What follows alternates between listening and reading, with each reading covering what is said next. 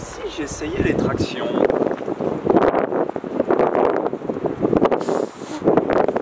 Oh, c'est beaucoup trop dur pour moi. Laisse tomber. Salut à tous! Et oui, les tractions, ça fait peur, ça peut même paraître impossible à certains. C'est pourtant un mouvement ultra classique et surtout hyper efficace pour l'escalade.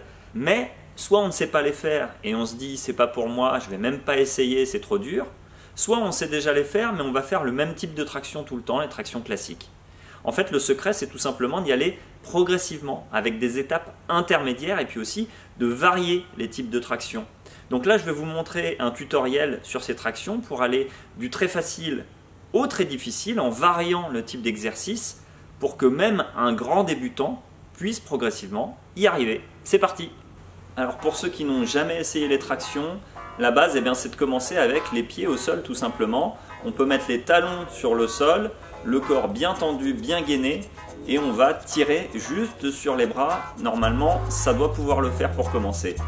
Ensuite, on va passer à la traction négative, c'est-à-dire qu'on va commencer en étant déjà en haut, en s'aidant par exemple d'une chaise, d'un tabouret ou tout simplement en sautant pour se retrouver en haut de la barre, et on va descendre progressivement en contrôlant le mouvement doucement.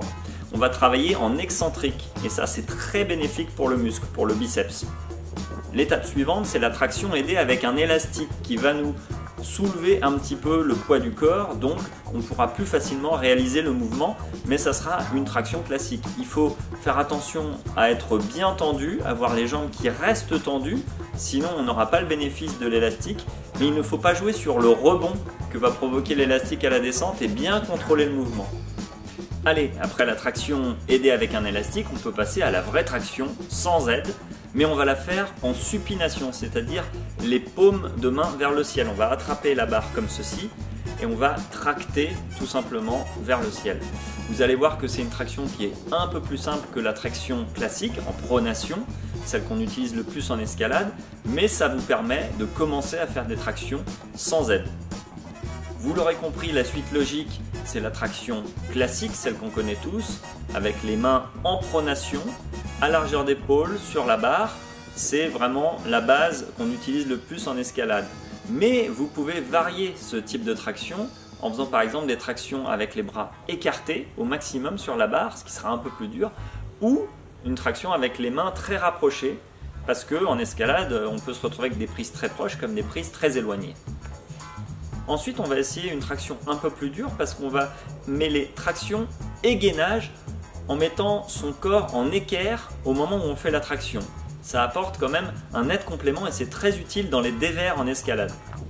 Maintenant, on va passer à la traction tour du monde, c'est-à-dire qu'on va faire une sorte de cercle avec son corps en montant et en redescendant, ce qui va permettre d'intensifier le travail sur le bras à droite pour la montée, à gauche pour la descente et ensuite en inversant dans l'autre sens pour vraiment essayer de travailler de plus en plus et d'isoler un bras et moins l'autre. Maintenant que les tractions à deux mains sont bien maîtrisées, on va passer un cran au-dessus avec la traction à un bras. Mais on ne va pas tout de suite faire la traction à un bras, on va commencer par la traction à un bras négative. Comme pour la traction à deux bras négative, on va commencer en s'aidant des deux mains pour arriver en haut de la barre, on va lâcher un des bras et on va contrôler doucement la descente avec le bras qui nous reste sur la barre. Ce que l'on peut faire après, c'est d'essayer une vraie traction à un bras, mais aidé avec son autre bras sur un support fixe, par exemple le montant de la porte. Et on va tracter tout en contrôlant le mouvement à la descente.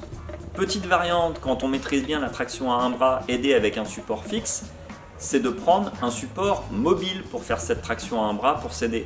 Donc on va faire sa traction à un bras et avec la main qu'on a libre, on va l'utiliser pour tirer soit sur un bout de corde, soit sur un élastique. Et donc ça sera plus dur de compenser. Bon, donc on va vraiment travailler de plus en plus avec un seul bras. Et puis bien sûr, la plus pure, la plus ultime, la traction à un bras pour briller en société et surtout pour briller en escalade.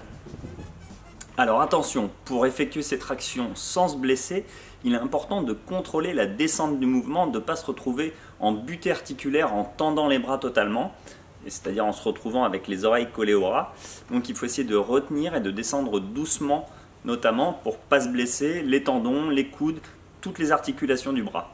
Ensuite, si vous ne savez pas comment vous situer dans toutes ces étapes de progression, eh bien le mieux c'est de les tester. Si vous arrivez à faire par exemple 5 répétitions ou voire mieux 10, eh bien vous pouvez passer à l'étape suivante et essayer le mouvement un peu plus difficile. Pour maîtriser ce nouveau mouvement, il faut bien sûr s'entraîner, dans l'idéal à peu près 2 fois par semaine, à raison de 3 semaines d'entraînement, et puis on laisse la 4e semaine pour se reposer. Ça vous fait un cycle d'1 mois pour vraiment acquérir ce nouveau mouvement et cette nouvelle compétence gestuelle. Pour chaque séance, il faut donc répéter ce mouvement 1, 2, 3, 4 fois en s'appliquant sur la qualité du mouvement. On s'applique sur la qualité du mouvement parce qu'on veut vraiment travailler notre force maximum. Et pour travailler la force max, il faut aussi récupérer assez longtemps, donc 3 à 4 minutes. Vous pouvez faire 4 séries d'efforts entrecoupées de 4 minutes de récupération à chaque fois. Et puis petite astuce pour ceux qui n'auraient pas de barre de traction chez eux et qui se demanderaient comment ils peuvent faire les exercices, vous pouvez avoir un montant de porte chez vous suffisamment solide sur lequel vous allez mettre une petite serviette pour que ça soit moins douloureux pour les mains et faire ces tractions sur cette porte. Vous pouvez aussi utiliser une table qui soit stable et solide bien sûr, sur lequel vous allez faire les tractions avec les pieds au sol. Donc plus d'excuses. Alors bien sûr, avant de faire ces tractions, n'oubliez pas de bien vous échauffer, notamment la partie haute du corps qui sera la plus sollicitée, et de beaucoup vous hydrater avant, pendant et après l'effort. Voilà, ce tutoriel sur les tractions est terminé. C'est un super complément à l'escalade quand on ne peut pas grimper comme en ce moment. Et puis si vous pouvez grimper, c'est de toute façon très utile pour progresser physiquement. Voilà, je vous dis à bientôt et que la force soit avec vous.